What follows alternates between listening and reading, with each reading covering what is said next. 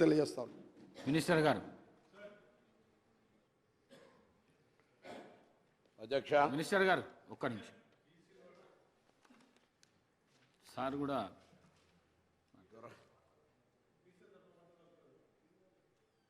Speaker sir ధన్యవాదాలు. ఒక ముఖ్యమైన తీర్మానం మీద మాకు అవకాశం కల్పించినందుకు మీ ద్వారా సభకు ధన్యవాదాలు సార్. ముందుగా మా పార్టీ తరఫున గౌరవనీయులు గంగుల కమలాకర్ గారు, కడియం శ్రీహరి గారు, కాలేరు వెంకటేష్ గారు అందరూ చెప్పారు. నేను కూడా తిరిగి మళ్ళీ పునరుద్ఘాటిస్తూ ఉన్నా సార్. ఈ తీర్మానాన్ని పూర్తి స్థాయిలో మా పార్టీ పరంగా పూర్తి స్థాయిలో మనస్ఫూర్తిగా దీన్ని ఆహ్వానిస్తున్నాము, స్వాగతిస్తున్నాము. ప్రభుత్వానికి అభినందనలు కూడా హృదయపూర్వకంగా తెలియజేస్తున్నాం సార్. అధ్యక్ష, కాకపోతే ఒక విషయం చెప్పాలి అధ్యక్ష, ఎందుకంటే ఈ తీర్మానం స్వాగతించదగ్గది అనే మాట అందులో భేదాభిప్రాయం లేదు, భిన్నాభిప్రాయం లేదు. మా నాయకులు, ప్రతిపక్ష నాయకులు, గౌరవ పెద్దలు, తెలంగాణ తొలి ముఖ్యమంత్రి కేసీఆర్ గారు ఈరోజు కాదు అధ్యక్ష, 2004 డిసెంబర్ 17 నాడు ఆనాడు UPA 1 గవర్నమెంట్లో కేంద్ర మంత్రిగా ఆనాడు వారు ఇక్కడ మన రాష్ట్రంలో ఆనాడు ఉమ్మడి ఆంధ్రప్రదేశ్ రాష్ట్రంలో ఉండే బలహీన వర్గాల సంక్షేమం కోసం పోరాడే ఆర్ కృష్ణయ్య గారు, వకులాభరణం కృష్ణమోహన్ రావు గారు ఇట్లాంటి పెద్దలందరినీ కూడా తీసుకొని ఆనాటి అప్పటి ప్రధానమంత్రి గౌరవనీయులు మన్మోహన్ సింగ్ గారు అపాయింట్మెంటు వారు కోరినారు సార్. ఎందుకంటే బలహీన వర్గాల సమస్యల మీద మాట్లాడాలి, సమయం ఇవ్వండి అని కోరితే ప్రధానమంత్రి గారు ఒక 5 నిమిషాలు సరిపోతుందా అని అడిగినారు.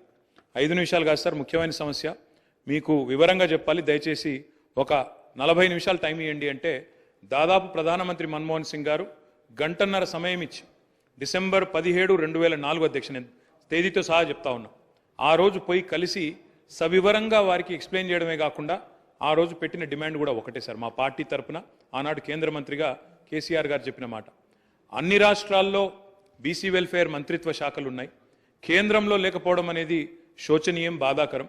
కాబట్టి ఓబీసీ వెల్ఫేర్ మినిస్ట్రీ ఖచ్చితంగా పెట్టండి ఆనాడు ఒక సహచర మంత్రిగా ఆ రోజు కేసీఆర్ గారు ప్రధానమంత్రి గారిని ఇక్కడ నుంచి మొత్తం సోదరులందరినీ కూడా తీసుకొని పోయి ఆ రోజు డిమాండ్ చేసిన విషయాన్ని కూడా నేను గుర్తు చేస్తా ఉన్నా అధ్యక్ష. ఆ రోజు డిమాండ్ చేయడమే కాదు, ముఖ్యమంత్రిగా ఆనాడు తెలంగాణలో 2014 తర్వాత ఒకసారి కాదు అధ్యక్ష, 2 సార్లు తీర్మానాలు కూడా చేసి పంపించినాము.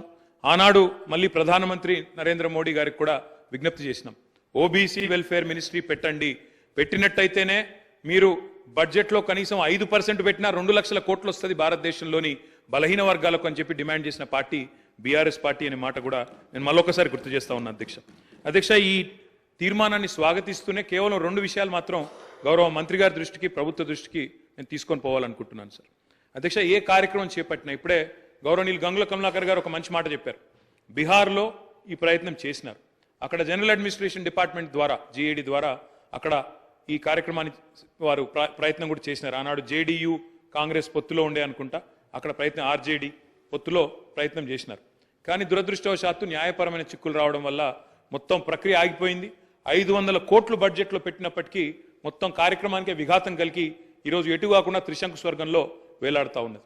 కాబట్టి నా విజ్ఞప్తి, మా అందరి విజ్ఞప్తి, మా పార్టీ తరఫున కూడా ప్రభుత్వానికి నేను చేసే విజ్ఞప్తి అధ్యక్ష, ఈ కార్యక్రమం ఫలవంతం కావాలి అంటే మీరు తదుపరి మీరు చెప్పిన బీసీ డిక్లరేషన్లోని ఆ అంశాలన్నీ కూడా అమలు కావాలని మనస్ఫూర్తిగా ఆశిస్తూ, ఆకాంక్షిస్తూ ఇది ఫలవంతం కావాలి అంటే ఒక పని చేయాలి అధ్యక్ష.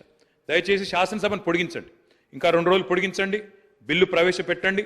చట్టబద్ధత ఉంటేనే ఈ కార్యక్రమం ఫలవంతం అవుతుంది తప్ప లేకపోతే విఫలం అవుతుంది సార్. ఇంకొక మాట కూడా సార్, ఇప్పుడు జస్టిస్ రాజేందర్ కుమార్ సచార్ గురించి కూడా గౌరవ ముఖ్యమంత్రి గారు చెప్పినారు అధ్యక్ష. జస్టిస్ రాజేందర్ కుమార్ సచార్ కమిటీ ఏర్పాటులో కూడా మా పాత్ర ఉంది, మా నాయకుడు కేసీఆర్ గారి పాత్ర ఉంది. ఆ రోజు UPAలో కేంద్ర కేబినెట్లో వారు ఉన్నప్పుడే ప్రతిపాదన కూడా తీసుకొచ్చాం. ఇప్పుడు ఎందుకు చెప్తా ఉన్నా ఈ మాట అంటే జ్యుడిషియల్ శాంక్టిటీ కానీ అధ్యక్ష ఒక్క నిమిషం మీరు చెప్పాలి, చెప్పింది దాని మొత్తం అధ్యక్ష చెప్పండి సార్, చాలా అధ్యక్ష. అధ్యక్ష, ఇలాంటి తీర్మానానికి ఒకవేళ నిజంగా ఆశించిన ప్రయోజనం నెరవేరాలంటే, ఎందుకంటే నేను నిజంగా పాయల్ శంకర్ గారు మాట్లాడింది విన్నాను, కాలేరు వెంకటేష్ గారు మాట్లాడింది విన్నాను, శ్రీహరి గారు మాట్లాడింది విన్నాను, శంకరన్న మాట్లాడింది విన్నాను. అందరి గొంతుల్లో ఒక ఆవేదన ఉంది అధ్యక్ష. మా మంత్రి గారికి కూడా చాలా ఆవేదనలో, డెఫినెట్గా వారికి కూడా ఆవేదన ఉంది. ఈ సెక్షన్కి లాభం జరగాలి, ముఖ్యంగా బలహీన వర్గాలకు లాభం జరగాలి, బీసీలకు లాభం జరగాలనే ఆకాంక్ష స్పష్టంగా పార్టీలకు అతీతంగా అందరిలో ఉంది. ఉన్నప్పుడు అది ఫలవంతం కావాలంటే జ్యుడిషియల్ శాంక్టిటీ ఉండాలి, లేదా ఎందుకంటే వారే అన్నారు జస్టిస్ రాజేందర్ కుమార్ సచార్, మీరు హైకోర్టు చీఫ్ జస్టిస్ని అడిగితే మీకు ఒక సిట్టింగ్ న్యాయవాదిని ఇస్తారు, జ్యుడిషియల్ కమిషన్ వేయండి. లేదా బ్రహ్మాండంగా స్టాచ్యూటరీ శాంక్షన్ కావాలి అంటే రేపు ఎల్లుండి శాసనసభను పొడిగించండి, తమరి నిర్ణయం. వెంటనే బిల్లు తీసుకొని రండి. మేము సంపూర్ణంగా మా పార్టీ నుంచి మద్దతు తెలియజేస్తామని చెప్పి కూడా తెలియజేస్తూ మీకు ధన్యవాదాలు అధ్యక్ష, అవకాశం ఇచ్చింది. మినిస్టర్ గారు. సార్, గౌరవ సభ్యులు గంగుల కమలాకర్ గారు, బీర్ల ఎలయ్య గారు, పాయల్ శంకర్ గారు, శంకరయ్య గారు, అక్బరుద్దీన్ గారు, వాకిలి శ్రీఆర్ గారు, కూనంనేని సాంబశివరావు గారు, ఆది శ్రీనివాస్ గారు, కాలేరు వెంకటేశ్వర గారు, అదేవిధంగా కేటీ రామారావు గారు మాట్లాడిన దానికి సంబంధించి ప్రప్రథమంగా ముందు ఈరోజు నిజంగా ఈ శాసనసభ తెలంగాణ రాష్ట్ర ఏర్పాటుకు సంబంధించి జరిగిన తర్వాత ఒక పెద్ద నిర్ణయం తీసుకొని ఈ రాష్ట్రంలో మేము ఎవరికి వ్యతిరేకంగా ఇది నిర్ణయం తీసుకునేది కాదు అధ్యక్ష. ఈ రాష్ట్రంలో ఉన్నటువంటి గౌరవ మా శాసనసభ్యులు, బలహీన వర్గాలకు సంబంధించిన శాసనసభ్యులు సంఖ్య ఎక్కువ ఉండాలి, న్యాయం జరగాలి, పిల్లల ఆర్థిక, విద్య, రాజకీయ అన్ని రకాలు పెరగాలనే ఆలోచన మిగతా అన్ని రాజకీయ పార్టీలు చెప్పినట్టుగానే మేము కూడా ఒక చిత్తశుద్ధితోటి ఈరోజు ఈ కార్యక్రమం తీసుకున్నాం. తప్పకుండా అందరూ కూడా దీనికి మద్దతు ఇచ్చినారు, వారందరికీ కూడా ప్రత్యేకించి ధన్యవాదాలు. కానీ ఇందులో కొన్ని అంశాలకు సంబంధించి వారు లేవనెత్తినప్పుడు వారికి జవాబు చెప్పి ప్రభుత్వం తరఫున అందరు సహకారం అడుగుతాను. ఒకటి స్పష్టంగా చెప్తాను, ఇది విధి విధానాలకు సంబంధించి గౌరవ శాసనసభ్యుల్ని కావచ్చు, ఇందులో న్యాయం జరగాలి బలహీన వర్గాలకు అనేటువంటి ఆకాంక్షించే వాళ్ళు కావచ్చు, రాజకీయ పార్టీలు కావచ్చు, అందరికీ కూడా సహకారం తీసుకుంటూ ఎక్కడ కూడా వివక్షపూరితంగా ఏదో రాజకీయపరమైన అంశాలను తీసుకొని పోయేది. ఇది బలహీన వర్గాలకు న్యాయం జరగాలనేటువంటిది మా పార్టీ ఆకాంక్ష, మా ప్రభుత్వం ఆకాంక్ష అనే మాట సందర్భంగా మనం చేస్తున్నాం అధ్యక్ష. ఈరోజు చాలా మాట్లాడుతారు చట్టం గురించి సంబంధించి, చట్టం చేయాలి. నాకు ఆశ్చర్యం అనిపించింది అధ్యక్ష, రాజకీయంగా తర్వాత మాట్లాడతాను. ముందు మీరు ఎవరైనా తెలుసుకోమని చెప్తాను. నేను గౌరవ ఇక్కడ కూడా వెంకటేష్ అన్న న్యాయవాది ఉన్నారు, లేదా గౌరవ సభ్యులు. 2011 ఢిల్లీలో కేంద్ర ప్రభుత్వం చేసింది, ఆనాడు యూపీఏ ప్రభుత్వం, నేను కూడా సభ్యుడిని. అప్పుడు ఏర్పడినటువంటి కేంద్ర ఓబీసీ పార్లమెంటరీ కమిటీలో సభ్యుడిగా దాదాపు దేశంలో ఉన్న 20 రాష్ట్రాలు తిరిగే అవకాశం వచ్చింది. తప్పకుండా బలహీన వర్గాల పట్ల ఒక కమిట్మెంట్ ఉంది. డిగ్రీ చదువుకునే విద్యార్థి రాజకీయాల్లో ఆనాడు మురళీధర్ కమిషన్ లోపల మరి కార్యక్రమం తీసుకున్నప్పుడు మరి తెలుసు పరిస్థితి. మండలం పేరు మీద కమ్మటలను తీసుకొచ్చినటువంటి పరిస్థితుల్లో కూడా మండల్ గెలవాలని కోరాడుకున్నటువంటి వల్ల ఆనాడు నుంచి వచ్చిన బిడ్డగా నేను అందరూ కోరుతాను, గౌరవ సభ్యులు కూడా సభను కూడా 2011లో కూడా ఎటువంటి చట్టం చేయకుండానే క్యాష్ సెన్స్ జరిగిందవా, ఇది ఒక ప్రభుత్వ నిర్ణయం. ఈరోజు కూడా మీరు ఎవరు కూడా అనుమానపడాల్సిన అవసరం లేదు. చట్టానికి సంబంధించి కావచ్చు, చిత్తశుద్ధి ముఖ్యం. 2014లో